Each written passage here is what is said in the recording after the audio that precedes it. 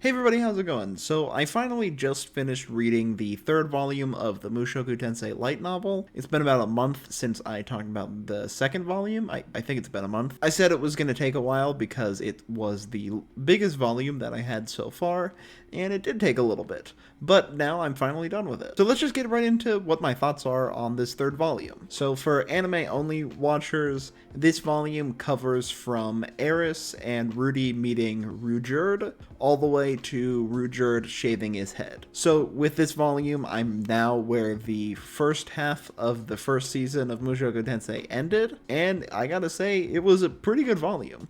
It's actually probably my favorite volume so far. The storytelling here just felt a lot better and a lot stronger, although that could be because in the first two volumes, not a whole lot happens, and then the third one, there's a bunch of stuff happening, so that could be what it is, but I just really enjoyed this volume. This was also the volume that I think was adapted into the anime the best. They did a good job with the first two, but there were some pretty big things cut out. I guess nothing like super major, but there were some pretty notable scenes that were basically cut out and not in the anime. They still did a really good job adapting it. I really love the anime, but this third volume has the least amount of stuff cut from it. There is still some things cut out of here. There's like two scenes that didn't make it into the anime, and then of course there's some details that weren't in the anime either, but that's like every light novel. Every anime that's gonna adapt a light novel cannot put every single detail in it, but the third volume has the least amount cut out of it, which it makes me really respect the people who worked on Mushoku Tensei, because they put quite a lot of detail in it. Like, there's only two scenes cut from this volume, and it's a pretty big volume, so they did a really good job basically adapting everything. So this video I'm probably gonna focus more on talking about a lot of the stuff that is cut,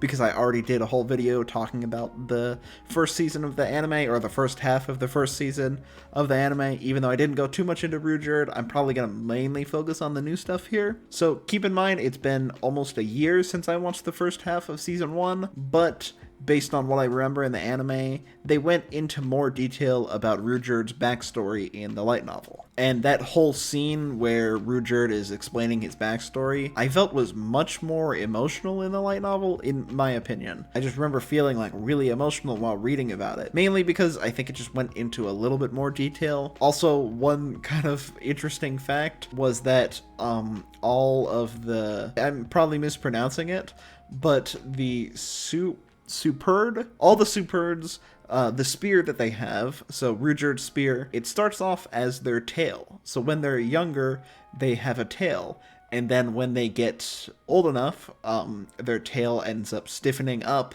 and it falls off of them, and then they use that as a spear, or they might use that to make the spear. But that's why it's so important to them, and throughout the anime and the novel, you see how important it is to Ruijerd and how, like, he needs his spear. And it was just really fascinating to learn about that. Now, the first scene that didn't make it into the anime is that it tells you how Rudy and Eris got their robe and light armor. At first, they go to a shop to get Eris light armor because she wanted something to be able to move around in but still protect her a little bit, and they found some light armor for her, and then Eris found a robe that she really wanted Rudy to have, and basically they talked to the shop person, and each robe you can get a different color, and the different color will change what element it protects you from. Like the blue one protects you from water, red one fire, and just so on and so forth. But he tells the guy that he can use every element basically, so he says that he has a robe that's a bit more expensive, but it'll protect you from basically everything, or it's a bit more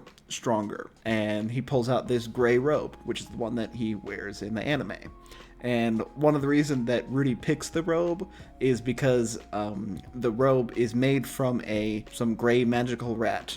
And he said that it goes with his last name very nicely, because he's Rudius Grey Rat. I just thought that was kind of cool. It was just like one little scene that wasn't in the anime. Now, the next scene that was cut from the anime, I feel was a bit more important. I don't want to spoil anything, but I'm sure if you're watching this video, you've probably either seen the anime or read the novel, or if you haven't read the light novel and you've only read the first two for whatever reason, this is minor spoilers for something that happens. There's something that happens in a forest. Basically, someone dies because of Rudy, because he doesn't tell Ruijerd to go and help help them. It's after that happens and after they have to leave the city because Ruijerd pours water on his hair. So they leave. This is after he shaves his head. Oh, I could have just said after he shaved his head. But Rudy and Eris and Ruijerd, Rudy gets them all together and tells them that he wants all of them to communicate with each other, because he's saying maybe if he talked to Ruijerd and Eris a bit more, maybe things would have ended differently. Maybe they would have saved the guy. Instead of just following what he has to say, he wants everyone to speak their mind, and if they have a problem, talk it out and sort it out. That way everything gets handled. And if they have any concerns about anything or have something they want to tell them or whatever, he just basically says he wants everyone to communicate with each other more, which I thought was a pretty good scene. Rudy basically realized he really messed up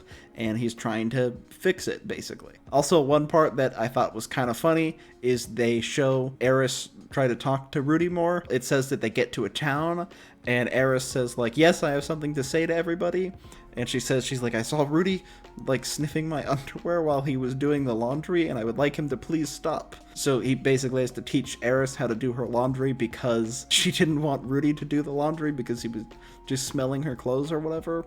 And then he says after he teaches her how to do the laundry, Eris does their laundry, and then she decides to try sniffing Rudy's underwear. I'm not sure why. I'm guessing it's because she saw him do it or whatever and wanted to see why he was trying to do it. I just thought that was kind of funny. Now, finally, the last thing I want to talk about is always my favorite part of these books. It's the bonus chapter. The reason it's my favorite part of the book is because it's the only new stuff. Since I've seen the anime, the bonus chapters always have a new thing, and I really like this bonus chapter. The bonus chapter had something to do with these nobles. I think they are related to Eris somehow, or no, I might be completely wrong. Basically, there were some nobles. I don't remember how they're related. I feel like they are related somehow to Rudy and all of them. Could be completely wrong on that. I don't remember. But basically, it follows these nobles talking about how, like, one of the guards wants this one princess to end up becoming queen. And I'm not going to go too far into details because I don't know much about these characters. It's just a very short chapter, and we don't know what these characters are going to do. But basically, in the middle of something bad happening, all of a sudden the thing where everyone teleports happens, and like a random boar ends up inside of the place.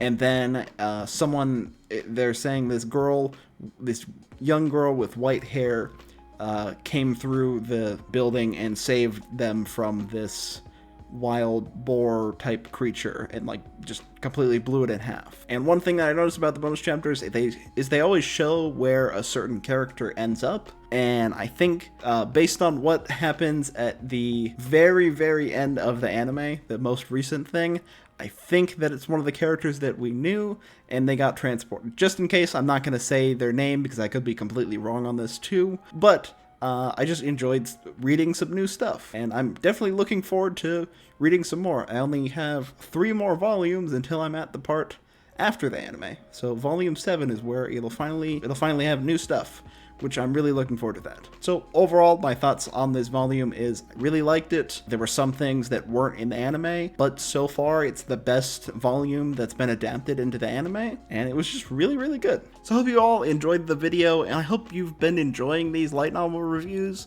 I know a lot of it is just me just talking about some things that I found kind of cool. I'm sure once I get to volume 7, I'll have way more to say on it, because basically all these volume reviews are me just kind of pointing out, being like, oh, that's not in the anime, oh, that's not in the anime. But once I get to volume 7, I'm pretty sure the reviews are probably going to start to change once we get around there, because it'll be all brand new stuff. And I'll try to have the 4th volume review out as soon as possible. It's a bit shorter than the 3rd volume, so I should be able to get it out sooner than I got out this review. And if you enjoyed this video, subscribing and liking the video would help me out a lot, and I really, really do appreciate it. So I'll see you all next time in my next video. Bye.